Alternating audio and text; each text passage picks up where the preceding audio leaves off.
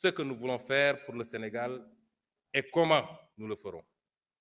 Le peuple sénégalais a voté de façon nette et massive pour le projet d'un Sénégal souverain, juste et prospère. Pour bâtir ce Sénégal du projet, il est impératif d'opérer une rupture d'une profondeur et d'une portée jamais vue dans notre pays. Jamais vue depuis notre accession à l'indépendance il y a 64 ans.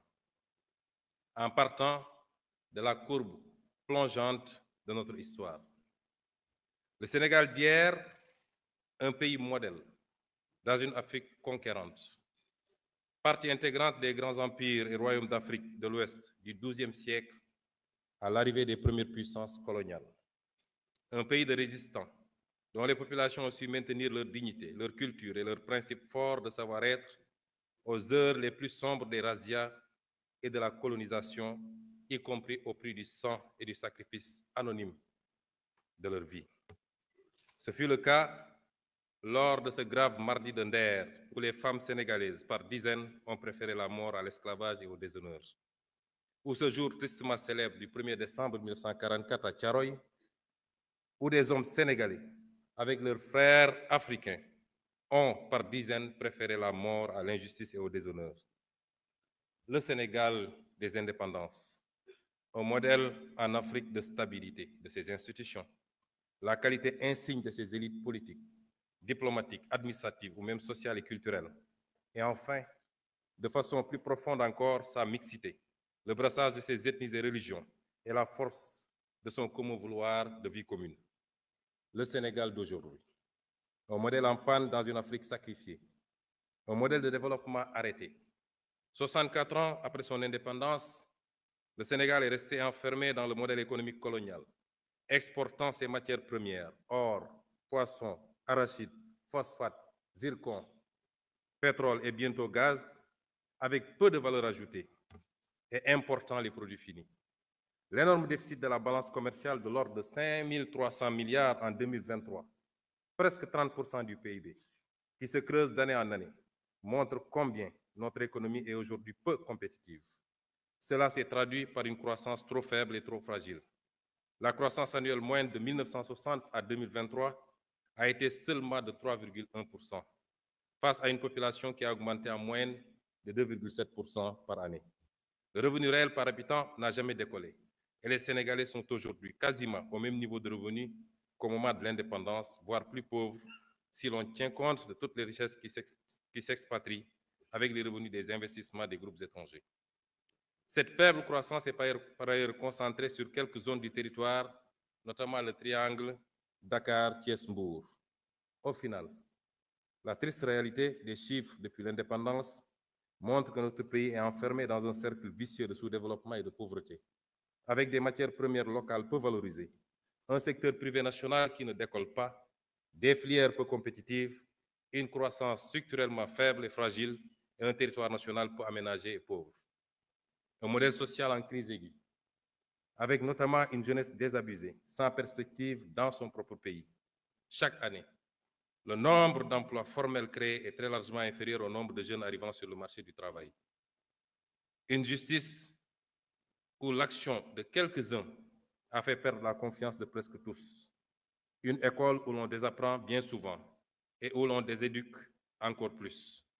Un modèle démocratique fortement fragilisé qui a su rester debout grâce à la résilience des millions de Sénégalais, d'est en ouest, du nord au sud. Notre peuple, notre précieuse démocratie a vacillé, mais elle a tenu. Dieu merci. Hommage au peuple sénégalais, en particulier à sa jeunesse, pour la lutte qu'il a menée pour préserver ce modèle démocratique. Cette force vitale pour la résistance démocratique. Chers jeunes, chers concitoyens, nous devons désormais la mobiliser pour le développement du pays. Toutes ces régressions que je viens d'énumérer de notre pays s'illustrent de la manière la plus dramatique dans la situation que nous avons héritée du régime sortant. Je m'en vais vous faire en quelques lignes l'état des lieux et les mesures immédiates de redressement, puisque le programme ou les projections que je vous ferai plus tard ont déjà démarré depuis 8 mois. Monsieur le Président de l'Assemblée nationale, honorables députés, les actes que le Président de la République a posés depuis sa prise de fonction manifestent clairement ce tournant que notre nation se doit de prendre pour restaurer le crédit de l'État et de l'administration publique devant le peuple, ainsi que pour redresser toutes les dérives précitées. En effet, dès sa prise de fonction, il a chargé le gouvernement de mettre en place un plan d'action d'urgence dans l'attente de l'adoption du nouveau référentiel des politiques économiques et sociales. Dans ce cadre, le gouvernement a enregistré d'importantes réalisations au cours de ces 8 derniers mois qui ont balisé le chemin à la vision d'un Sénégal souverain, juste et prospère, ancré dans les valeurs fortes. Nous nous sommes tout d'abord attaqués à la mère des batailles, à savoir l'établissement de la situation de référence des finances publiques, de l'état des lieux des contrats au niveau des secteurs stratégiques et la reddition des comptes. Bref, un Sénégal juste plus que transparent et au meilleur standard de la bonne gouvernance. À cet égard, nous ne pouvions pas nous imaginer un seul instant que le mal était si profond. L'audit des finances publiques sur la période du 1er mars 2019 au 31 mars 2024 est à ce point particulièrement révélateur des dérives du précédent régime, avec notamment les niveaux du déficit budgétaire et de la dette publique minorés. Cette situation a eu notamment comme conséquence la suspension des financements attendus en 2024 du Fonds monétaire international et de la Banque mondiale et le gel du programme économique et financier appuyé par le FMI. C'est le lieu, une fois de plus, de rendre hommage au président de la République, qui a préféré sacrifier à cet exercice de transparence plutôt que de démarrer son magistère dans le mensonge. Il nous est également apparu indispensable, dans l'environnement laxiste ayant prévalu durant le dernier régime, de procéder à la revue de tous les contrats signés dans les secteurs stratégiques, en vue de nous assurer de leur conformité à notre législation. Maximiser les retombées économiques et sociales pour notre pays et préserver les ressources pour les générations futures. Outre ces travaux, l'exigence de reddition des comptes a été étendue aux nombreux chantiers payés non achevés, les hôpitaux, les écoles et universités en construction, les maisons de la jeunesse, et j'en passe, aux soupçons de corruption, de surfacturation et de tournement de fonds dans des projets et sociétés d'État. Toujours dans ce registre, il a été procédé à l'audit des ressources humaines, trouvées sur place par les différents ministres à leur prise de fonction pour traquer tous les recrutements indus sous la forme de personnel contractuel. Pour donner une idée de l'ampleur des pratiques du régime précédent, le ministère en charge de la fonction publique a recensé environ 29 000 contractuels recrutés en marge de la réglementation en vigueur. De même, pour marquer une rupture nette dans le sens de la bonne gouvernance, le président de la République, le Premier ministre et l'ensemble des membres du gouvernement ont procédé à la déclaration de leur patrimoine dans les délais fixés. Enfin, de graves scandales ont été décelés dans la gestion foncière, qu'il s'agisse de l'occupation du domaine public maritime ou de l'accaparement de terres sans commune mesure par des privés et des sociétés civiles immobilières écrans, au niveau des lotissements des zones foncières, effectuées notamment à Dakar, à Thiès, en particulier à Mbourkat. De manière plus grave et répréhensible, il est à noter de la prévarication et de la privatisation du patrimoine foncier et bâti de l'État. Pour rester dans ce registre de la bonne gouvernance, je voudrais également évoquer les avancées majeures enregistrées dans l'administration de la justice, dont le fonctionnement a été notablement instrumentalisé par le régime sortant. Une des réalisations majeures dans ce domaine au cours des 8 derniers mois a été l'organisation des assises de la justice avec la participation inclusive des citoyens. Les autres réalisations ou initiatives lancées ont trait à la protection des lanceurs d'alerte, la modernisation de l'administration pénitentiaire et la prise en charge judiciaire des dossiers des victimes de la période préélectorale. À cet effet, en plus de l'inscription budgétaire de crédits destinés aux victimes, il sera proposé à votre auguste Assemblée, dans les semaines à venir, un projet de loi rapportant la loi d'amnistie votée le 6 mars 2024 par la précédente législature. Pour que toute la lumière soit enfin faite et les responsabilités établies de quelque bord qu'elles se situent. Il ne s'agit pas ici de chasse aux sorcières, encore moins de vengeance, car aucun sentiment de revanche ne nous anime. Loin de là, il s'agit simplement de justice, pilier sans lequel aucune paix sociale ne peut être garantie. Monsieur le Président de l'Assemblée nationale, honorables députés, la vision d'un Sénégal souverain a été prise en charge dès la formation du gouvernement, avec notamment l'exigence de défendre en tout premier lieu les intérêts du Sénégal et de ne plus jamais nous laisser dicter notre conduite dans la gestion des affaires publiques et la défense du citoyen sénégalais. Il en est pour preuve les positions ouvertement affichées par Monsieur le Président de la République dans les instances internationales, que ce soit à la tribune des Nations Unies, au Forum mondial pour la souveraineté et l'innovation vaccinale, au sommet des Jeux olympiques du développement durable, aux réunions de l'Organisation de la coopération islamique. Nous militons pour un rééquilibrage de la gouvernance mondiale et le respect des valeurs universelles de paix et de droits de l'homme, en particulier la fin du génocide à Gaza et la reconnaissance des droits inaliénables du peuple palestinien. Au demeurant, au plan interne, la célébration du 80e anniversaire du massacre des tirailleurs sénégalais à Thiaroye, le 1er décembre 1944, a été l'occasion d'affirmer notre exigence de souveraineté dans le rétablissement des faits, tronqués, maquillés et cachés depuis 80 ans.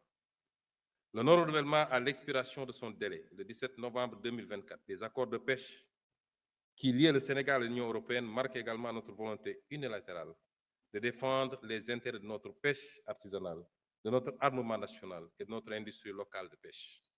Concernant la souveraineté monétaire de l'Union monétaire ouest-africaine, notre gouvernement a eu des échanges avec la BCEAO sur l'état et les perspectives de mise en œuvre de la réforme du fonds CFA.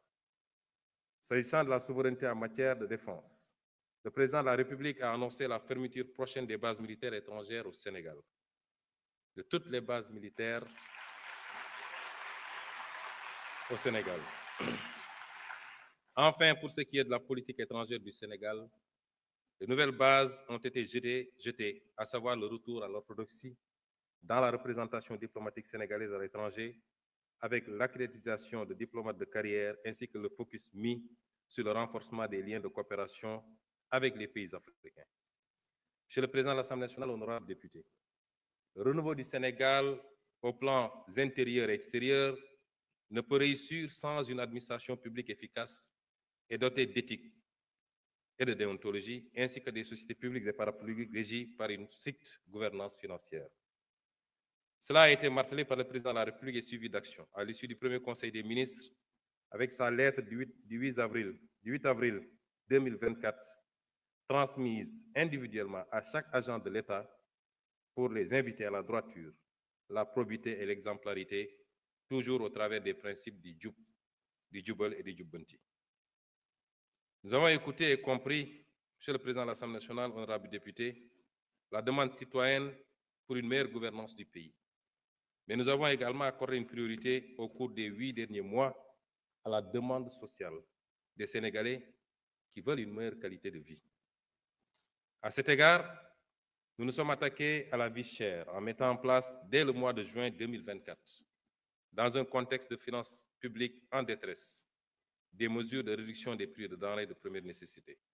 Concernant le coût du carburant et de l'électricité, les mesures utiles ont été prises pour le rétablissement de l'orthodoxie dans la passation des marchés d'approvisionnement en hydrocarbures et la diversification de leurs sources. S'agissant du cadre de vie des Sénégalais, notre gouvernement a eu engagé depuis le mois d'avril de fortes initiatives pour la gestion des inondations et les crues, pour le fonctionnement régulier du ramassage des ordures par l'appurement des arriérés.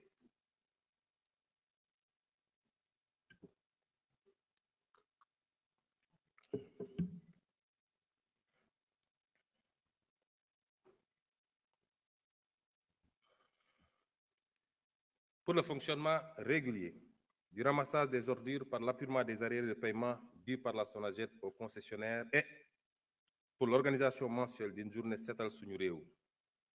S'agissant en particulier de la gestion des inondations et des crues, des sommes conséquentes ont été dégagées pour faire face, nous amenant à demander un audit du programme décennal de gestion des inondations et du programme d'assainissement des 10 villes qui ont englouti respectivement 285 milliards de francs CFA et 77 milliards de francs CFA sans résultat tangible. Monsieur le Président de l'Assemblée nationale, honorables députés, dans le domaine de l'équité sociale, préoccupation prioritaire pour le gouvernement. Nous nous sommes attelés à gérer l'impact des contraintes de finances publiques sur le paiement des bourses de sécurité familiale, avec l'appurement des arriérés prévus au cours du premier trimestre 2025.